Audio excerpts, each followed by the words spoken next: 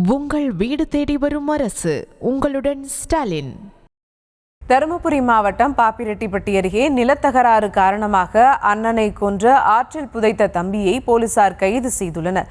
கூடுதல் விவரங்களை செய்தியாளர் வெற்றிவேல் வழங்க கேட்கலாம். வணக்கம் வெற்றிவேல், கைது நடவடிக்கை தொடர்பான முழு விவரங்கள்.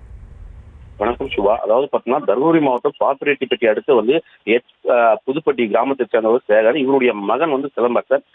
பட்டதாரியான இவர் பாப்பிரெட்டிப்பட்டியில் இருக்கக்கூடிய ஒரு தனியார் கிழங்கு மில்லில் வேலை செஞ்சுட்டு இருந்திருக்காரு. இந்த நிலையில் சிலம்பரசன் கடந்த சில மாதங்களுக்கு முன்பு காணவில்லைன்னு சொல்லி அவருடைய தாய் கந்தாயி அவர் ஏப்பள்ளிப்பட்டி காவல் நிலையத்தில் புகார் சொல்லியிருக்காங்க. இந்த புகாரின் அடிப்படையில் ஏப்பள்ளிப்பட்டி காவல்துறையினர் தீவிர விசாரணை நடத்தியிருந்தாங்க. இந்த நிலையில் சிலம்பரசன் மாயமானது அவருடைய தங்கை, அதாவது கந்தாயினுடைய தங்கை அவர் மகன் சங்கருக்கு தெரியும் அப்படின்ற மாதிரி.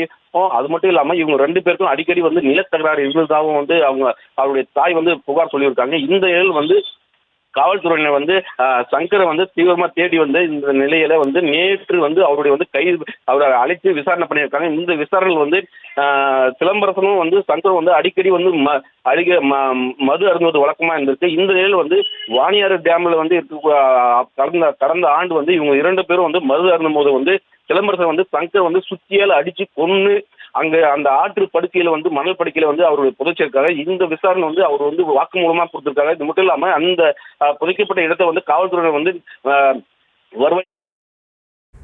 கூடுதல் விவரங்களுக்கு நன்றி வெற்றிவேல். உங்கள் வீடு தேடி வரும் அரசு. உங்களுடன் ஸ்டாலின்.